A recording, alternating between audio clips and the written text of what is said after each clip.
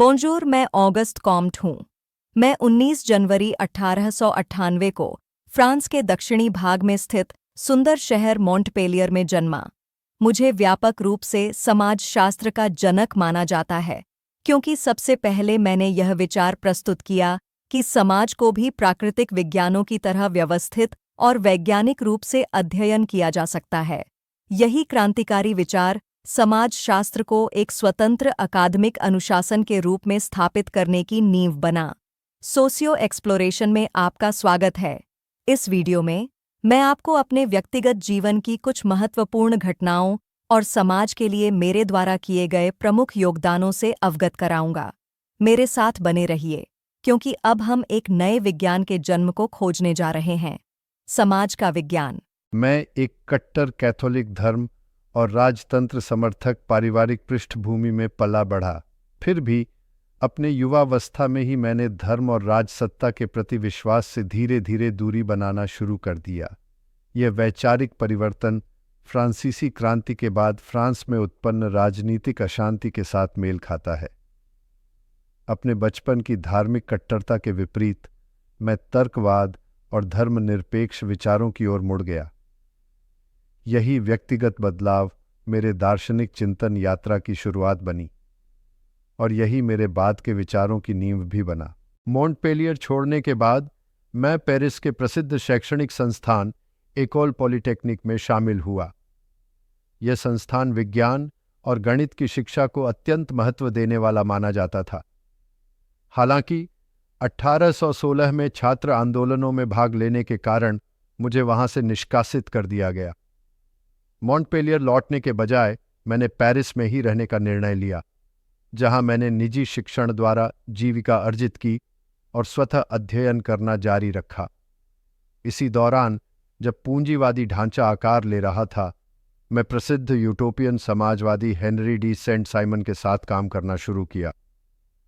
1817 से 2024 तक मैं उनके लिए एक सहयोगी और सचिव के रूप में कार्य किया। हमारी साझेदारी ने मेरी प्रारंभिक बौद्धिक विकास पर गहरा प्रभाव डाला। हालांकि समय के साथ विचारों और व्यक्तिगत मतभेदों के कारण हमारे संबंधों में दरार आ गई।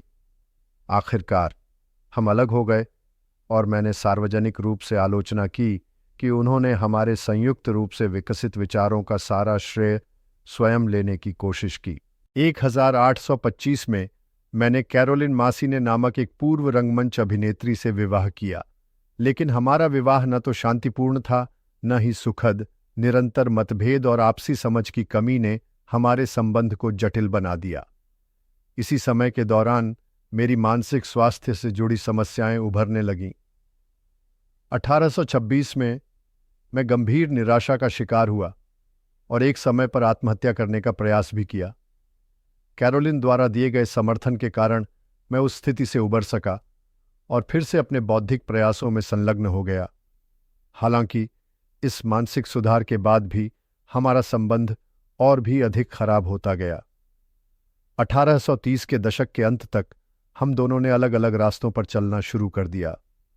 ये भावनात्मक और मानसिक चुनौतियां मेरे भीतर गहरी छाप छोड़ गईं।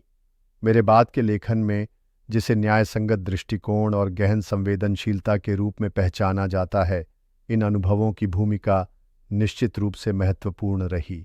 मेरे सबसे उत्कृष्ट और उत्पादक वर्ष 1830 और 1840 के दशक में थे।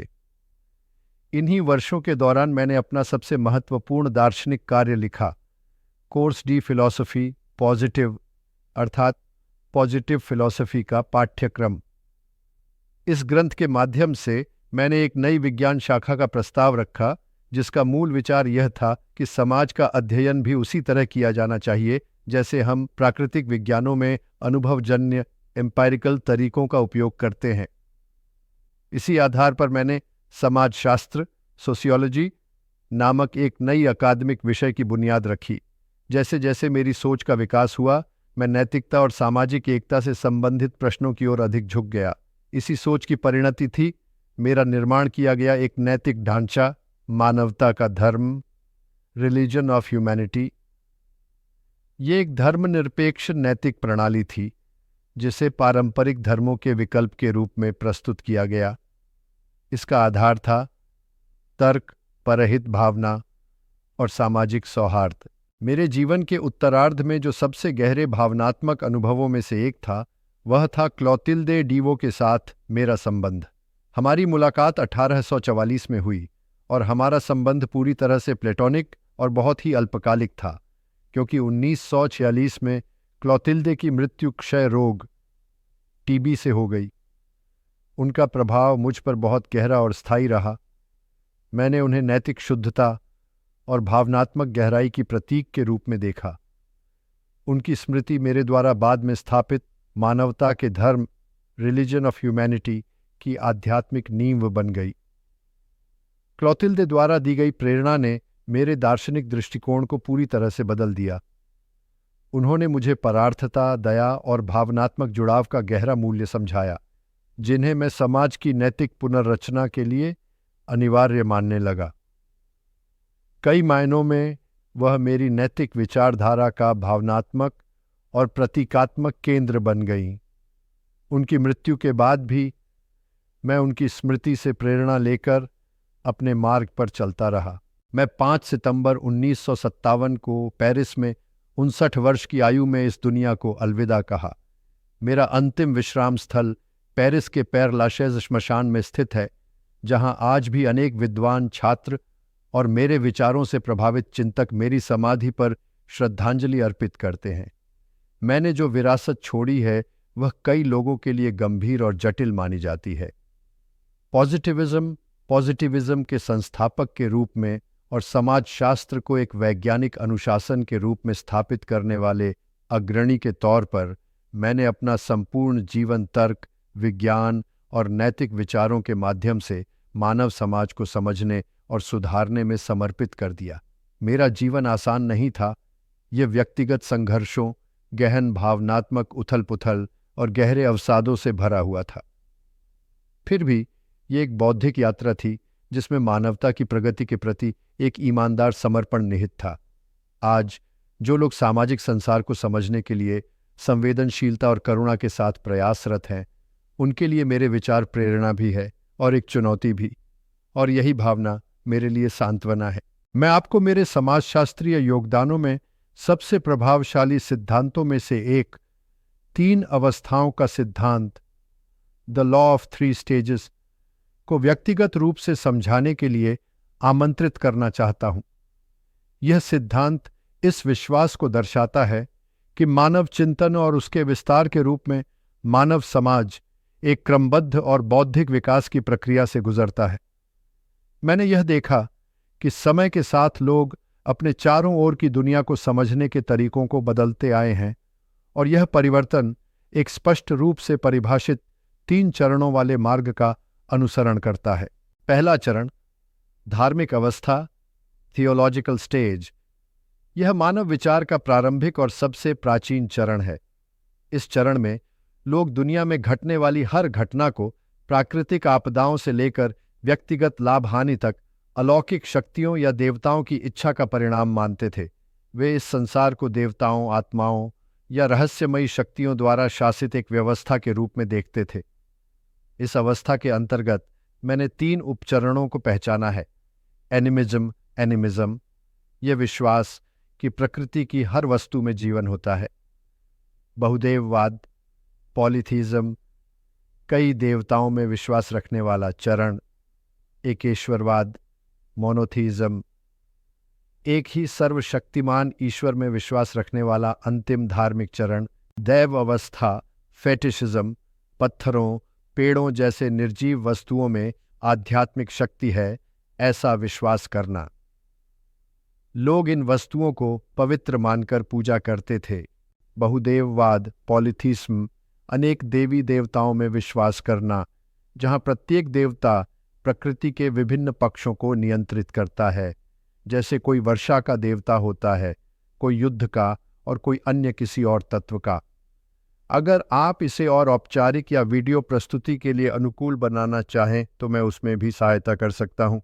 एकेश्वरवाद, मोनोथीस्म, यह देवतावादी चरण, द थियोलॉजिकल स्टेज का अंतिम चरण है। जिसमें लोगों ने यह विश्वास करना शुरू किया कि एक ही सर्वशक्तिमान ईश्वर है जो समस्त सृष्टि और घटनाओं पर शासन करता है। यदि आपको इसे और प्रभावशाली तरीके से वीडियो या प्रेजेंटेशन के लिए चाहिए, मैं उसमें भी सहायता कर सकता हूं। दूसरा चरण, दार्शनिक अवस्था, द मेटाफिजिकल स्टेज। धार्मिक दैविक अवस्था के बाद मानव सोच में एक संक्रमणकालीन चरण आया, जिसे मैं दार्शनिक अवस्था कहता हूं। इस चरण में घटनाओं की व्याख्या कम स्पष्ट, अमूर्त और सिद्धांतों पर आधारित होती है। इस समय लोग अब हर घटना के पीछे देवताओं का हाथ नहीं मानते थे, लेकिन वे विज्ञान को पूरी तरह से स्वीकार करने की स्थिति में भी नहीं थे। इसके स्थान पर वे दुनिया की व्याख्या दार्शनिक विचारों और जैसे प्रकृति, तत्व या जीवन शक्ति जैसी अस्पष्ट अवधारणाओं से करने लगे। उदाहरण के लिए, लोग यह नहीं कहते कि बीमारी किसी क्रोधित देवता की वजह से आई है, बल्कि यह मानने लगे कि यह शरीर के रसों का असंतुलन या प्राकृतिक व्यवस्था की गड़बड़ी के कारण होती है। हालांकि ये विचार धार्मिक विश्वासों की तुलना में कुछ हद तक तार्किक थे, फिर भी ये वैज्ञानिक प्रमाणों से रहित ही थे। तीसरा चरण, वैज्ञानिक अवस्था, द पॉजिटिव स्टेज। अंत में हम उस चरण पर पहुंचते हैं जिसे मैं सबसे विकसित और परिपक्व अवस्था मानता हूं, वैज्ञानिक अवस्था। इस अवस्था में मानव विचार अनुभवजन्य अवलोकन, वैज्ञानिक तर्क और व्यवस्थित जांच पर आधारित हो जाता है। लोग अब किसी घटना को केवल विचारों से नहीं, बल्कि तथ्यों, आंकड़ों और परीक्षण किए गए सिद्धांतों से समझने लगते हैं। इस अवस्था में हम यह क्यों होता है की जगह यह कैसे होता है जैसे प्रश्न पूछते हैं और उसका उत्तर प्रमाण और तर्क के आधार पर खोजते हैं। यही वह चरण है जब भौतिकी, जीव विज्ञान जैसी प्राकृतिक विज्ञान शाखाएं पनपती हैं और खासकर समाजशास्त्र, सोशियोलॉजी भी एक वैज्ञानिक अनुशासन के रूप में उभरने लगता है। मैं दृढ़ता से मानता था कि समाजशास्त्र को भी एक सच्चा विज्ञान बनने के लिए प्राकृतिक विज्ञानों की तरह ही कठोर तरीकों से समाज के नियमों का अध्ययन करना चाहिए। वैज्ञानिक अवस्था को तर्क, प्रगति और सामाजिक सुधार की संभावनाओं द्वारा परिभाषित किया जा सकता है। यह भय या अंधविश्वास नहीं, बल्कि बुद्धि और ज्ञान के जरिए मानवता की बेहतरी की दिशा में एक कदम है। और यही, मेरे प्रिय मित्रों, मेरे 3 अवस्थाओं के सिद्धांत, लॉ ऑफ 3 स्टेजेस का सार है। कैसे मानव समझ विकसित होती है और कैसे समाज तब प्रगति करता है जब वह विज्ञान और तर्क को अपनाता है। अब मैं अपने समाजशास्त्रीय चिंतन के एक और मूलभूत सिद्धांत को विस्तार से प्रस्तुत करना चाहता हूं, अर्थात समाजशास्त्र को 2 प्रमुख शाखाओं में विभाजित करने का विचार, सामाजिक स्थिरता, सोशल स्टैटिक्स, और सामाजिक गतिकी, सोशल डायनामिक्स। ये दोनों आधार हमें यह समझने में मदद करते हैं कि समाज कैसे स्थिर रहता है और समय के साथ कैसे बदलता और विकसित होता है। आइए पहले हम सामाजिक स्थिरता, सोशल स्टैटिक्स पर ध्यान दें। समाजशास्त्र की यह शाखा समाज की संरचना से जुड़ी है, यानी वे तत्व जो समाज को एकजुट रखते हैं और उसे एक रूप प्रदान करते हैं। मैं इस बात को गहराई से समझने की कोशिश करता था कि समाज में व्यवस्था कैसे बनी रहती है। जब हम सामाजिक स्थिरता का अध्ययन करते हैं तो हम उन स्थायी संस्थाओं को देखते हैं जैसे कि परिवार, धर्म, अर्थव्यवस्था और सरकार, और यह देखते हैं कि ये संस्थाएं कैसे मिलकर कार्य करती हैं और समाज में स्थिरता व एकता को बनाए रखती है। मैंने इस बात पर जोर दिया कि मनुष्य अलग थलग जीव नहीं है, बल्कि हम सभी अपने सामाजिक संबंधों और संस्थाओं से गहराई से जुड़े हुए हैं और वही हमें आकार देती है। समाज तभी सुचारू रूप से कार्य करता है जब ये संस्थाएं तालमेल के साथ संगठित रूप से काम करती हैं। इसलिए सामाजिक स्थिरता हमें यह समझने में मदद करती है कि सामाजिक संतुलन के लिए कौन कौन सी स्थितियां आवश्यक हैं। यह दर्शाती है कि समाज की बुनावट कितनी संगठित होती है और जीवन की जटिलताओं के बीच भी वह अपने ढांचे को कैसे बनाए रखती है। आइए अब हम बदलाव पर चर्चा जारी रखें, जिसे हम कहते हैं सामाजिक गतिकी, सोशल डायनामिक्स। यह विकास और परिवर्तन की शक्ति से संबंधित है। मैं हमेशा इस बात में गहरी रुचि रखता था कि समाज कैसे विकसित होता है और सामाजिक परिवर्तन को नियंत्रित करने वाले नियमों को समझने की कोशिश करता था। यह विचार मेरे 3 अवस्थाओं के नियम, लॉ ऑफ 3 स्टेजेस, से भी जुड़ा है, जिसमें मैंने बताया कि मानवीय सोच और समाज क्रमशः धार्मिक अवस्था, दार्शनिक अवस्था, वैज्ञानिक यथार्थवादी अवस्था की ओर बढ़ता है। सामाजिक गति की मूल्यों, विश्वास प्रणालियों, जनसंख्या पैटर्न, तकनीकी प्रगति और सांस्कृतिक नियमों में होने वाले परिवर्तनों का अध्ययन करती है। यह हमें यह दिखाती है कि सामाजिक परिवर्तन अव्यवस्थित या अराजक नहीं होता, बल्कि यह एक स्पष्ट और तार्किक क्रम का पालन करता है। इन प्रक्रियाओं को समझकर समाज को विवेकपूर्ण ढंग से दिशा देना, तार्किक सुधार लाना और योजनाबद्ध विकास को प्रोत्साहित करना संभव है, ऐसा मेरा दृढ़ विश्वास था। सामाजिक स्थिरता, सोशल स्टैटिक्स और सामाजिक गतिकी, सोशल डायनेमिक्स, मिलकर समाज के अध्ययन के लिए एक संपूर्ण ढांचा प्रस्तुत करते हैं। एक यह दर्शाता है कि समाज कैसे जुड़ा रहता है और दूसरा यह कि वह कैसे आगे बढ़ता है। इन 2 उपकरणों की मदद से मैंने समाजशास्त्र को एक वास्तविक वैज्ञानिक अनुशासन के रूप में स्थापित करने का प्रयास किया, जो मानव जीवन में निरंतरता और परिवर्तन दोनों को समझाने में सक्षम हो। अब मैं अपने वैज्ञानिक दृष्टिकोण के एक मौलिक तत्व, पॉजिटिविज्म, के बारे में बात करना चाहता हूँ। पॉजिटिविज्म केवल एक दार्शनिक मत ही नहीं है, यह दुनिया को समझने का एक विशिष्ट दृष्टिकोण भी है। इस विचारधारा की मूल मान्यता यह है कि केवल वैज्ञानिक जांच और अनुभवजन्य एम्पिरिकल अवलोकनों के माध्यम से ही सच्चे ज्ञान को प्राप्त किया जा सकता है। मैं दृढ़ता से मानता था कि समाजशास्त्र, सोशियोलॉजी एक विज्ञान होना चाहिए, कल्पनाओं या धार्मिक विश्वासों पर आधारित नहीं, बल्कि प्राकृतिक विज्ञानों, नेचुरल साइंसेस की तरह उसी वैज्ञानिक पद्धतियों पर आधारित होना चाहिए। मैंने इस बात पर जोर दिया कि पर्यवेक्षण, ऑब्जर्वेशन, प्रयोग, एक्सपेरिमेंटेशन और तुलनात्मक अध्ययन, कंपैरिजन, जैसे तरीकों को समाज का अध्ययन करते समय अपनाया जाना चाहिए। जिस प्रकार भौतिकी, फिजिक्स में गति के नियमों को या जीव विज्ञान, बायोलॉजी में जीवन की क्रियाओं को समझने की कोशिश की जाती है, वैसे ही समाजशास्त्र को भी सामाजिक जीवन के नियमों को खोजने का कार्य करना चाहिए। मैं समाजशास्त्र को विज्ञानों की रानी, क्वीन ऑफ द साइंसेस, कहकर गर्व महसूस करता था, क्योंकि यह मनुष्य के व्यवहार और उनके द्वारा रचित सामाजिक ढांचों का अध्ययन करता है, जो अत्यंत जटिल और महत्वपूर्ण अध्ययन क्षेत्र है। पॉजिटिविज्म का एक प्रमुख सिद्धांत यह है कि जो बातें सत्यापित, वेरीफाइड नहीं की जा सकती, चाहे वे ईश्वर संबंधी मान्यताएं हों या किसी अत्यधिक अमूर्त दार्शनिक धारणा पर आधारित हों, उन्हें अस्वीकार किया जाना चाहिए। हमें उन व्याख्याओं से दूर जाना चाहिए जो अदृश्य आत्माओं या तार्किक रूप से सिद्ध न की जा सकने वाली अवधारणाओं पर आधारित हैं। केवल वही बातें जिन्हें देखा, ऑब्जर्व जा सकता है, मापा, मेजर जा सकता है और तार्किक रूप से विश्लेषण, लॉजिकल एनालिसिस किया जा सकता है, उन्हें ही सच्चा ज्ञान, ट्रू नॉलेज माना जाना चाहिए।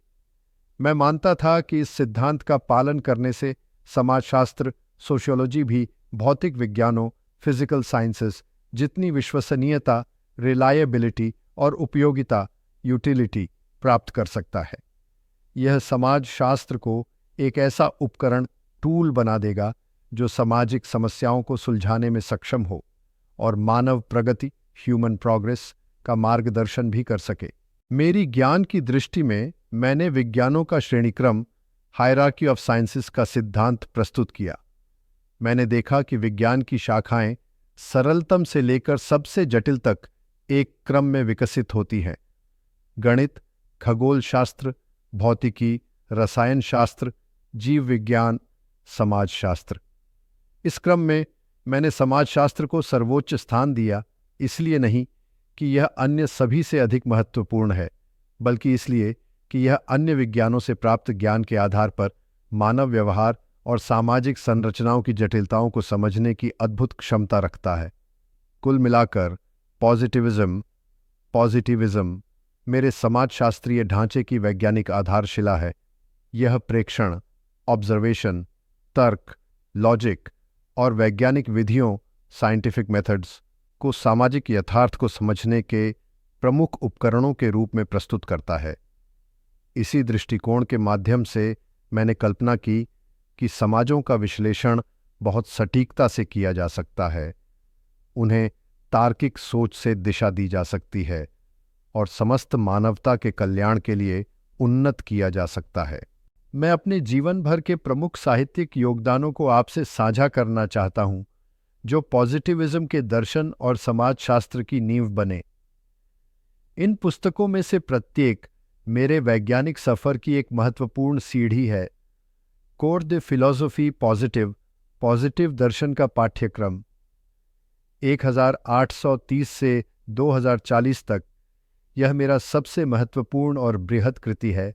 6 खंडों में प्रकाशित इस ग्रंथ में मैंने दुनिया को 3 अवस्थाओं का सिद्धांत, लॉ ऑफ 3 स्टेजेस, प्रस्तुत किया, पॉजिटिविज्म की बुनियादी अवधारणाओं को स्पष्ट किया और समाजशास्त्र को एक वैज्ञानिक अनुशासन के रूप में औपचारिक रूप से प्रस्तुत किया।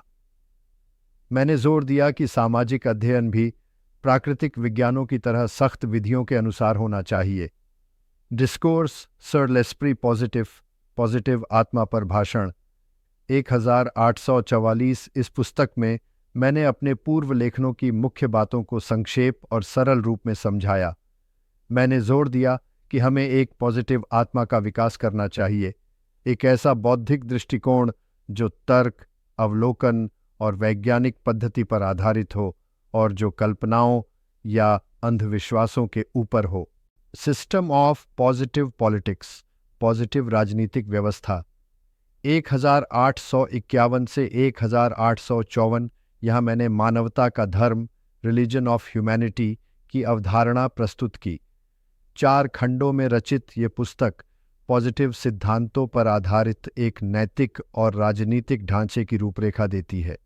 यह भविष्य के एक ऐसे समाज की कल्पना करती है जो मानवतावाद, व्यवस्था और वैज्ञानिक मूल्यों पर आधारित हो, पुराने धार्मिक संस्थानों की जगह मानवीय मूल्यों को लाए।